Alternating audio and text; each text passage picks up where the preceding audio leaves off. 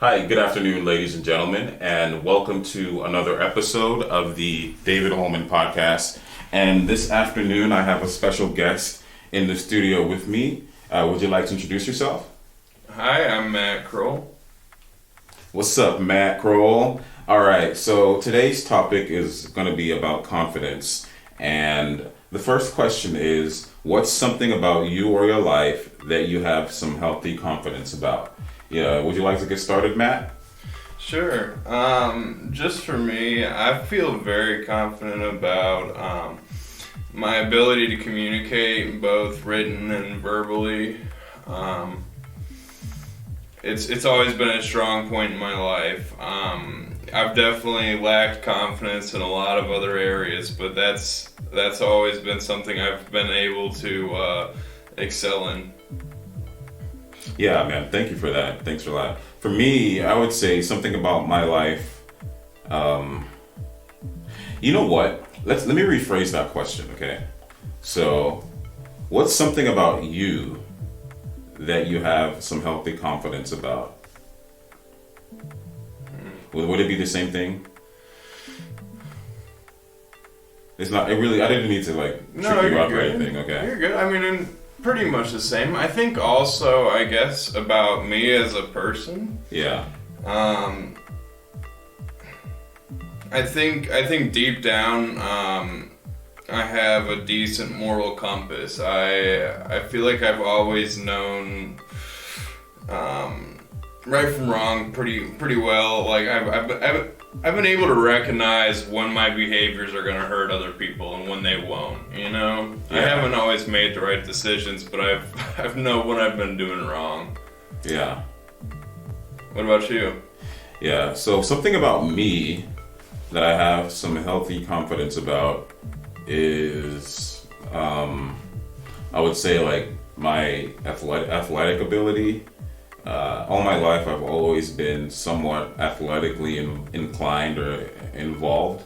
Even though there are some times in my life, like when I was in college, at some point when I was in the fraternity, I did a lot of drinking, a lot of partying, and let's just say that during that time frame, I don't know how to explain it. My hand-eye coordination kind of went down the drain.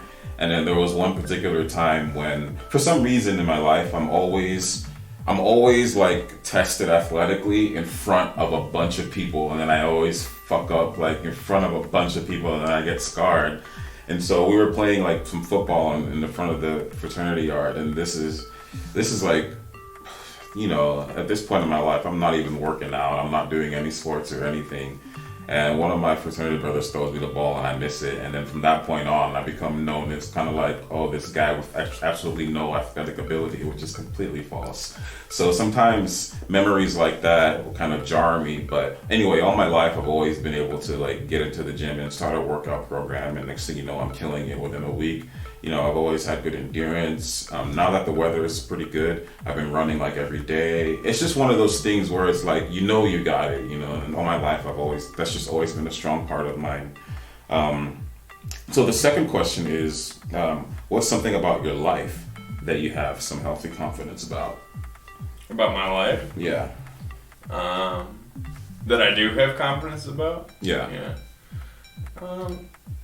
My direction that I'm at, going right now, I feel pretty confident about that. I've been going like pretty steady lately, just with as far as achieving my goals and maintaining on the right course. I've had a lot of trials and tribulations in the past decade, and I'd say this past year I've just been steadily chipping away at my goals. I'm in school and I've been doing well the past 2 semesters. I've struggled with school since I was a kid, so I've finally gotten a bit of faith in myself. I've proved it through actions and performance, and now I just have confidence in myself.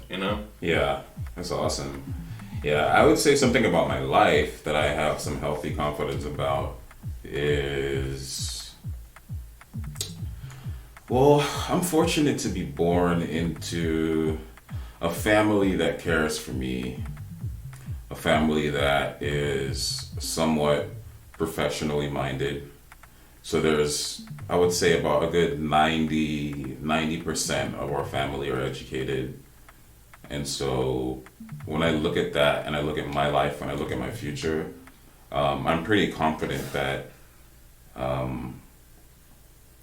if I keep playing my cards right, and by the grace of God, I'll never fall below a certain socioeconomic class, just because of the fact that generations before me have put in the work academically to sort of at least secure some sort of social cushion for themselves in the form of human capital or intellectual capital they've invested in them. And my family has also invested in me, and also I put the work in, and I was able to at least get my bachelor's degree, and so that can never be taken away from me.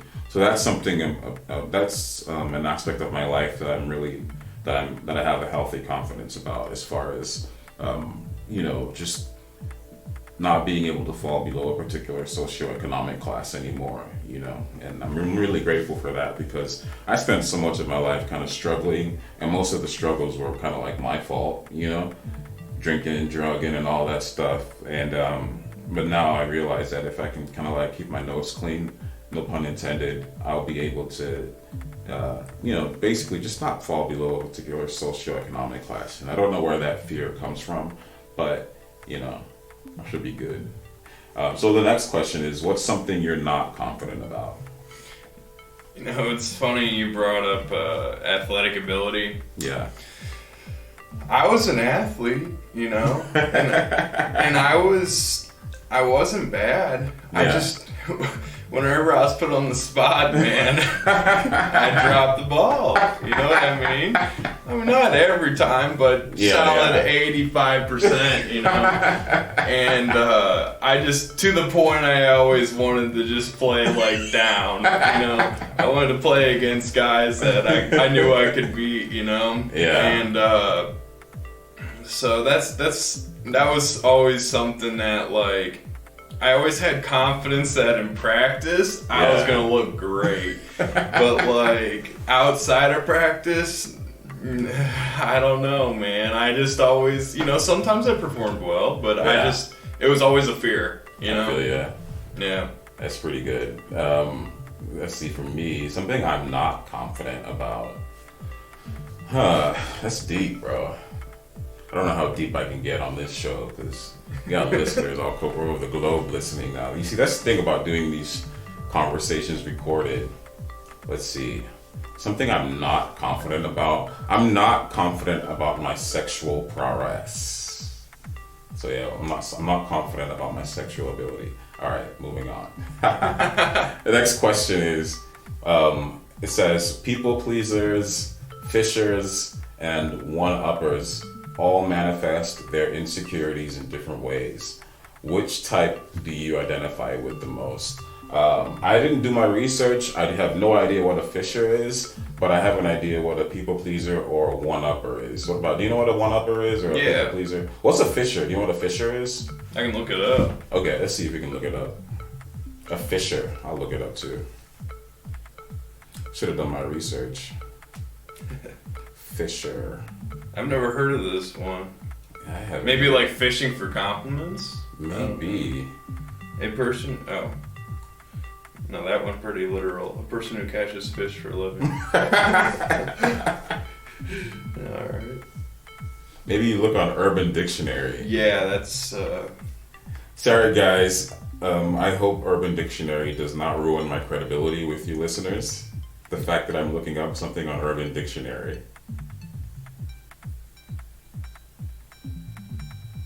And FYI,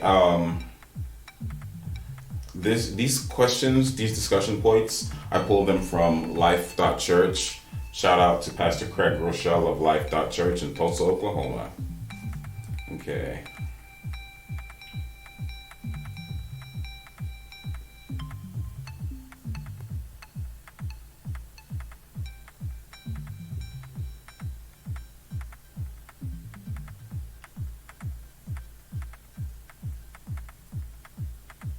Do you see anything? I I see the first one. Fisher is a guy who can either be your happiest dream or greatest nightmare. He is very rough on the outside, but once he lets you in, you have a great friend for life. He's been through a lot, so he isn't one to hand out second chances. So if you screw up, be prepared to work for his trust again. He's strong and protective, so you'll always feel safe and know that he's got your back. He's incredibly sexy and good looking and loves to try new things in bed. He'll say things to make your heart either skip a beat or break in an instant, depending on whether you've earned your way to his good side or bad side. He's loyal to his friends and family, but he withdraws to avoid getting hurt. With time and effort, Fisher can be everything you want. Interesting. Huh. So it says people pleasers, Fishers, and one-uppers all manifest their insecurities in different ways. Which type do you identify with the most? I'd say I definitely used to be a people pleaser, but just through the course of my life and getting burned, I've probably turned into more of a Fisher. Like, I think the point that this question's getting at is like is talking investing insecurities. The insecurities I see in the Fisher, as just described, is the person always seems to be withdrawing to avoid getting hurt. They're mistrusting.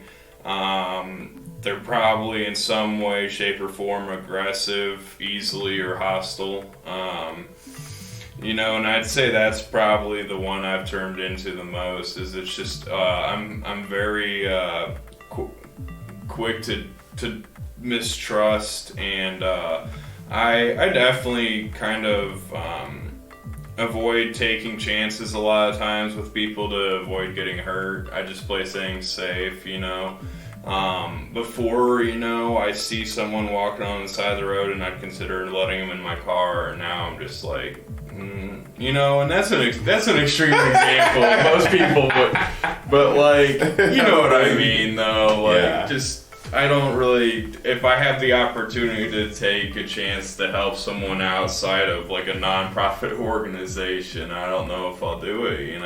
Yeah. And a lot of times that's just for my own safety. What about you? Yeah, man, this is, I don't know. I think, you see, because I don't really get the, I think I'm a people pleaser. Yeah. I think I'm a people pleaser. I think I used to be a one-upper, and I probably do manifest the whole Fisher personality thing too. But I think I'm more of a people pleaser because a lot of times, like, I find myself looking for like validation in things that I do. You know what I mean? Like, for example, like even this podcast, for example, right? Like, I find myself sometimes like trying to show it to people or show it to like my friends or family, and not necessarily like to please them, but it's just, just to sort of like get a sense of validation. And I definitely think that's I feel like that's kind of like that's the personality type that I identify with the most. So the next question is, have your insecurities ever kept you from obeying God? Definitely. Yeah. To me, the insecurities are just a detail of fear, Somehow each insecurity I have is layered in fear, and to me fear is the direct opposite of God's work. If I'm living in fear, I'm not listening, God, a lot of the trials that God will put me through are surrounded by fear, and if I start listening to the fear instead of God, I'm going to be led astray every time. Yeah, for me, the question is, have my insecurities ever kept me from obeying God? I don't know, because I don't know what it means. Like, what does it mean to obey God, right? uh, I really don't know what that means, because I mean I can get biblical, and the Bible has like, which is because I'm Christian, and so I can get biblical, and that book is filled with so many things that are supposedly obeying God, or like, so I don't know. As far as my insecurities ever keeping me from obeying Him, so that would mean I would specifically disobey because of something I'm insecure about. Well, I would say that in a wider context, maybe going and making amends or something like that. I believe maybe that's like a God thing.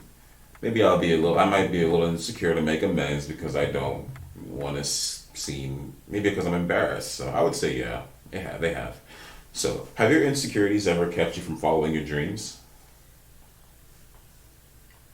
Oh yeah. Ever since I was a kid, I wanted to play hockey professionally.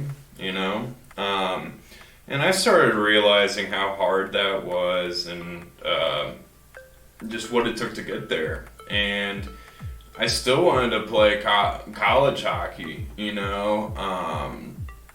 But I started falling into drugs in high school, and I think a lot of that was the drugs definitely helped mask insecurities. It helped me not realize them, like, or suppress them, and then other people, became less aware. To me, other people became less aware of them. I'm sure people who knew me are like, this dude is insecure, but just and that definitely impacted my performance. There's no questions asked. I'd say I was probably better sophomore year when I was just starting than like senior year when I was like bad. So and that's kind of embarrassing. You're supposed to go up, not down, in performance. So that's one example. I'd say another example too is like I went to Wabash, and I was very proud to get into that school. I chose it because I wanted to life. It's they're always talking about the Wabash man, and I wanted to be everything that encompassed. It was just upstanding, gentlemanly, trustworthy. It's everything that a man inspires to be, I think. Or at least me. And when I got there, I had a lot of insecurities about myself and about my high school academic performance, my ability to stay sober, which I couldn't do at the time, and my academic performance just absolutely struggled, and part of it was for those reasons, but I think another part of it was I just got in my head day one, and started struggling with that, and just told myself, man, I can't do this, and it just it ate me alive. What about you? Yeah, following my dreams for sure. As far as insecurities, well, for the last couple years I've been clocking in, clocking out of a job I completely hated, and I was always afraid to sort of like step out of that into something else because of the fact that I was insecure of my worthiness or ability to find something else,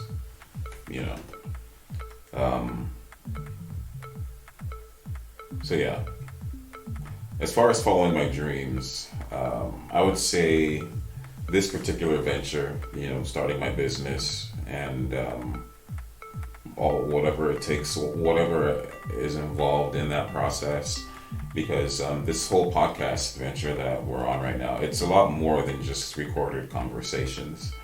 There's registering with the Secretary of State, there's registering with the IRS, there's payroll, there's business accounts, there's reports that have to be filed, there's marketing, there's scheduling, then there's the overall message, there's the branding, there's the customer service, There's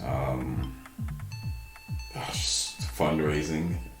Oh my God, there's so much. It's so multifaceted, and a part of me was a little insecure about stepping out of an organization that's already got all that put together for me, and all I have to do is like clock in, clock out, and get a paycheck, versus coming out and setting up my own organization. And then also then there's the wife aspect, talking to her about it, making sure she's okay, and so I mean, it didn't really keep me from doing that, but it definitely, like, I didn't really step out and do it sooner than I would have liked to. So what we're doing right now is something that I've been thinking about for quite some time, but I just didn't really have the courage or the security to do that.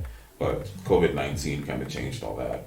So the next question is, how would your life look different if you shifted your focus from self-confidence to a God confidence? It'd be a lot more peaceful, man. Yeah. I shift back and forth all the time. It's a daily struggle. I can speak on the side of having letting go and letting God consciousness guide my decisions. When I live that way, I'm a lot more peaceful inside. I'm not constantly judging people or scared that they might hurt me. I'm not living in fear. I'm constantly just asking, God, how might I be of service, and when I do that, I'm not thinking about myself, and that's a great feeling, because I'm definitely not perfect, and that's what I focus on when I think of myself, is my imperfections. When I am like thinking about myself, my life just kind of spirals out of control, maybe not too terribly, but still, like, mentally, I mean, I'm a basket case. I'm angry all the time, or I'm, like I stub my toe and start swearing, or just, or I'll be sad and lonely all the time. I could be stranded on an island for 100 years, but if I have God, like, Amen. But one day alone in a big city with me is pretty lonely, man. So, what about you? Yeah, I can definitely relate to what you said about being more peaceful, and I think my life would definitely be a lot more peaceful. I think I would get along better with people. I think I don't know. I think my life people would probably look at me as a laissez-faire, kind of like let it happen kind of guy, because the question says, how would my life look different if I shifted my focus from self-confidence to God confidence? As far as my life looking different, I think from the outside looking in, I think people would see almost a borderline irresponsible individual, because a lot of times when you're not worrying or when you're not anxious, you get called irresponsible, you get called laissez-faire, you almost sometimes get called unserious. Because there was a time in my life where I really was putting this whole God confidence thing to the test, and what ended up happening was my immediate family around me started calling me irresponsible, and like, you've got all these responsibilities, aren't you worried? And I'm thinking to myself, like, I mean, I understand that they're there, but I just don't want to worry about it or be anxious about it. Who knows, maybe there was some laziness on my part, but I think my life overall would look a lot more laissez-faire and like just have an overall relaxed air about it and borderline irresponsible.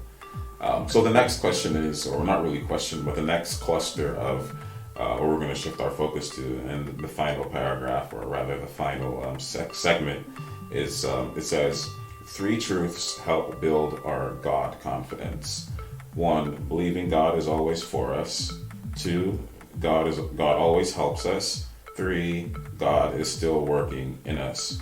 Do you have difficulty believing any of these truths? Can you repeat them? Yeah. So it says these 3 truths help build our God confidence. 1, believing that God is always for us. 2, believing that God always helps us. And 3, believing that God is still working in us.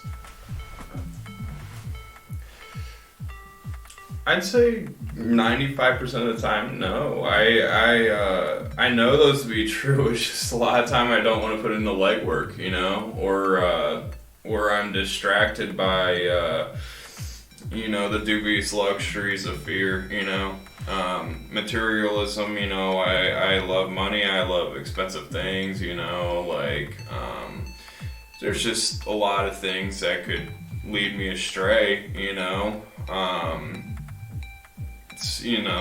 Like any of those, the deadly sins that they talk about, right? I mean, all those will, I know God is all powerful. I know that God will, any day that I turn my life over to God will be the best day I live, and it's just, yet again, those seven deadly sins, if they have hold over me, that I won't even care. It's like, yeah, I know you're right, but like right now I'm engaged in this, and I don't really, maybe tomorrow, God.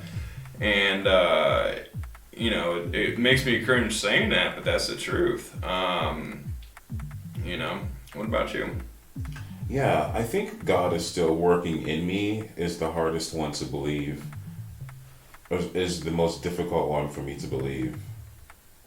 Because I had a God experience like 15 years ago. That was when I first started believing in God, and it's like I had that one experience, and then I had another. There's some experiences that I've had in my life that I cannot deny were God, that it was like some higher power that was doing something, and it was the kind of experience that I felt physically in my emotions and never felt before. And this is, I don't want to say drugs aside, but really, there's just some encounters that I've had that I know were God. Now, the thing is that they've had such an impact on my life that it has changed me, and I keep finding myself reaching back and looking back at those experiences to draw confidence on, but I don't seem to be having them currently. I'd like to have renewed experiences with God. I'd like to have renewed encounters. I'd like to have, I feel like it should be an ongoing thing as far as encountering God and having those God moments and things like that. So sometimes that's the reason why God is still working in me. Sometimes can be a little difficult to believe because it's sort of like I keep having to draw on past experiences.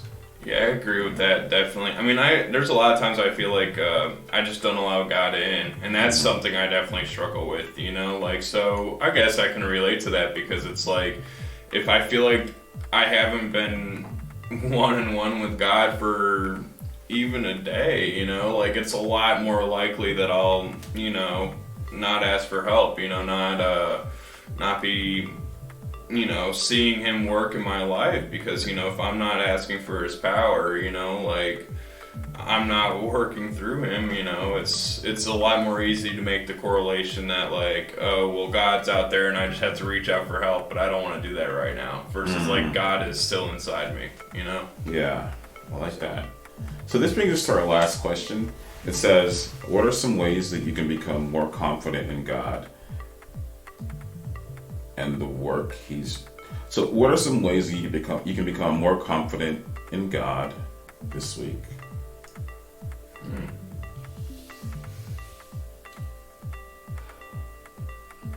I think for me, one is like reaching out to people of similar faith, or any faith. I feel like any discussion between religions, can even help. It's always helped me become more solidified in my own.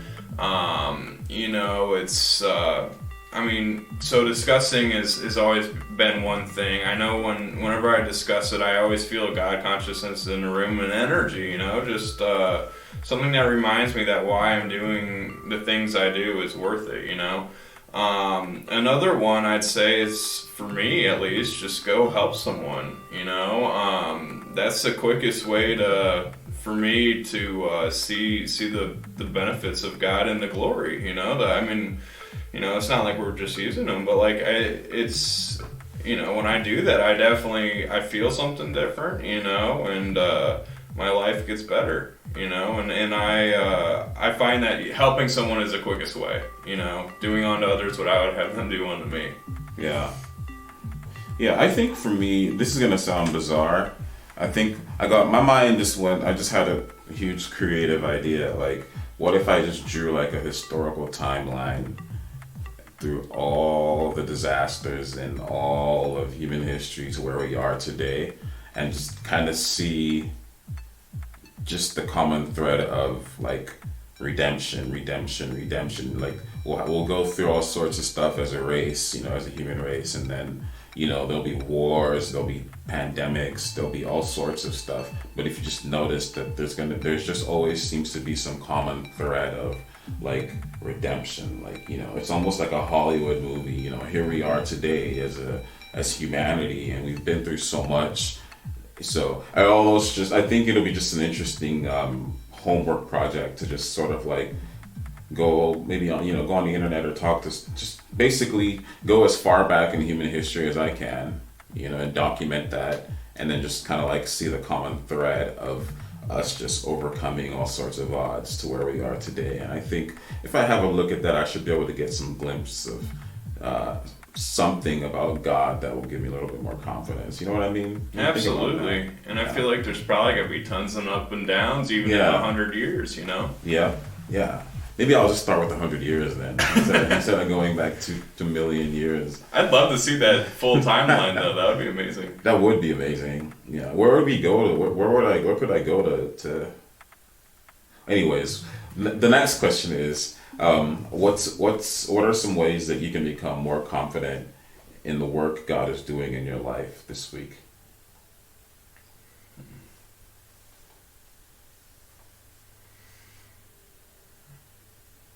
Can you repeat that? Yeah. What are some ways that we can become more confident in the work God is doing in our lives this week?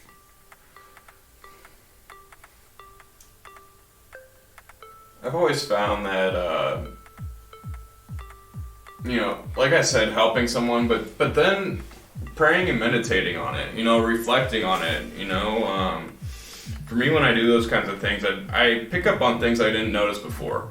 You know, I ask God to help me see, you know, how he's impacting my life and the world around me, you know, and how I can better notice him. And you know, and then I sit there and I reflect. You know, I don't say anything. I sit still, and you know, even if it pains me, I just I kind of just sit there and let go and let the dust settle, and I start to notice things pretty quickly. It might not even be on the actions I just performed, you know. It could be something that happened 5 years ago. If it comes into my brain, I just let it go, and, you know, like, just follow wherever it leads me, you know. And a lot of times I notice things that I didn't notice before, like, wow, that one time, you know, God really just helped me out there. I didn't even notice it, but that person totally let me off the hook, and I feel like God was acting through them, you know. Or like I got punished that one time, and I feel like God told that person to put his foot down, you know, because I needed the punishment, you know. You know, and that's not to say God's condemning or punishing, but it was more of an act of tough love. Like, if you don't learn this now, it's gonna really hurt you in the future. So I got you, you know. What about you? That's good stuff. Thanks a lot for that. I'm just gonna take the easy way out and just say a gratitude list. I mean, that's simple, man. I think a gratitude list, that always works. You know where I always struggle though is because I always struggle with the idea of actually putting it down like on paper or writing it down on my phone, because I always tell myself, you know what, instead of just like doing a gratitude list, sorry for all my listeners, a gratitude list is basically just writing down what you're thankful for. And yeah. So I always say that instead of writing it down, I'll just like tell him what I'm thankful for in my head. So maybe I should put it down to paper. Okay, so that brings us to the conclusion of today's episode. Mr. Matt, do you have any departing words to our listeners do you have any, like, I don't know, social media handles that they can reach out to if they want to chit chat or get in touch with you? Or you have, whether that's your thing or not, but just to close it out. Oh yeah, I don't really use social media too much, but I have an Instagram account. It's at my name is Matt Kroll, Kroll, and if you want to DM me on there, go ahead. And also, thank you for having me on the show, David. Oh yeah, for sure, man. You'll be back. You guys, Matt's my homeboy, man. He's really special to me. And once again, we want to thank you guys for listening to the David Holman podcast. Shout out to all my listeners who've been rocking with me since we started this thing. And we have a lot more planned for you. We plan on being here for a long time. So once again, you can find us anywhere you listen to your podcasts, and go ahead and share with your friends, click like and subscribe. And you guys have a blessed day, all right? Have a good one. We love you. Bye.